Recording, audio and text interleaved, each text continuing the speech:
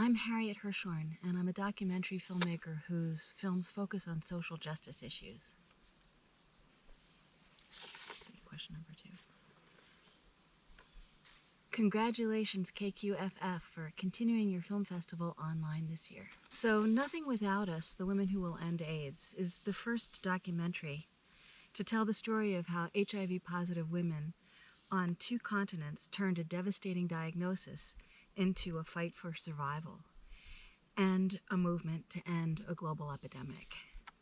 This film takes viewers into the twin hearts of the current HIV/AIDS pandemic, Sub-Saharan Africa and Black America, to meet 5 women who transform public health policy with their refusal to accept a racist, sexist status quo. Featuring an all-female cast from Burundi, Nigeria, New York, and Louisiana, this inspiring documentary traces the journey from private grief and political oppression to community leadership and collective action. Nothing Without Us reveals the unsung work that HIV-positive women do, not only for themselves, but for children and men, from inside prison, out on the street, in the fields of healthcare, and in the highest halls of government. Along the way, viewers come to understand that the AIDS crisis, where women are more than half the epidemic worldwide and 2/3 of new infections globally, and which now affects more than 37 million women and millions of others worldwide, is far from over, and that no solution will be complete until it addresses the complex realities of all women's lives. So, the question here, let's see, what inspired me for making this documentary? That's really hard to answer because I took a very long time to make this documentary. I met Marie de Senneval, who is a French AIDS activist, in 2001, and I got involved with her. She's now my wife. But in those days, she was working very hard at having people in Africa have access to AIDS drugs. And I had already filmed a lot of HIV and AIDS activism much earlier in the 90s. But when I met Marie, people had sort of given up on the idea that people in Africa could have access to these medicines, and they were considered to be really only for people in the West. And not in the poorer countries. And there were even individuals who suggested that we let this generation die and, wait for the next generation, and then they'll be healthy and we won't need to treat anybody.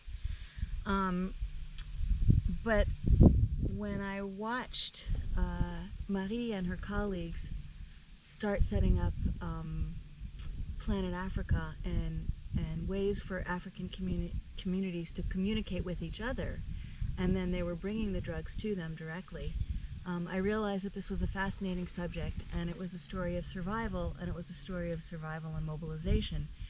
And when I started meeting the people at the center of this story, it turned out that most of them were women. And so I realized that this was a story that had not been told, and that whenever the story of AIDS and AIDS activism is told, it's usually from the perspective of white gay men who are here in the US or in Europe. When I realized how huge the story was and how little of it was ever seen, I decided in 2003 that I would just start recording. I was just going to document everything I possibly could. Much later, I met Terry McGovern, and she helped me find funding for a film that would be about women AIDS activists exclusively, and their organizing and their survival and their success. And that's basically how I got to make the film. The Ford Foundation gave me a grant, and that got me going. I want to say the other thing is that this is a very hard film to make because I'm weaving completely different people's stories together, but it became much easier to find a thematic way to do it rather than doing profile. And for this I have to thank my editor, Mary Paterno, who just really took incredibly disparate images and made a really beautiful edit out of it. Let's see. The hardest, greatest moment I had while filming the documentary, I would say that was filming Jeanne Gepia when she talks about her story of being forcibly sterilized. I had not heard that story before, and I think she has told it very rarely. And she told me the story, and I got really upset, and I started to cry. And she could see that I was crying, and she was trying to be very professional herself and not become overwhelmed with emotion and cry too. So that was a pretty tough moment. The meaning of women making movies in the current movie industry. What's the struggle that women in the movie industry are facing? So, let's see, how do I say this? There are huge numbers of extremely talented women filmmakers, pretty much in every aspect of filmmaking, from writing to shooting, to editing, to acting. There are amazing, talented women everywhere in the world, and they are wildly underrepresented in this industry. And I think we need to keep fighting, and I think we need to keep producing, but I also think that we really need to hire each other. We need to support each other, and whenever possible, I think women directors should be hiring women camera people, and women camera people should work with women sound people, and I think that's one of the ways to really break into this industry, is to really support each other and work with each other. So I believe the best way to fight this total underrepresentation of women in our industry is to make the commitment to hire women in production and post-production whenever possible. This worked really well for me, and I'm really proud of the women who worked with me on this film, and I'm very grateful for their vision and support.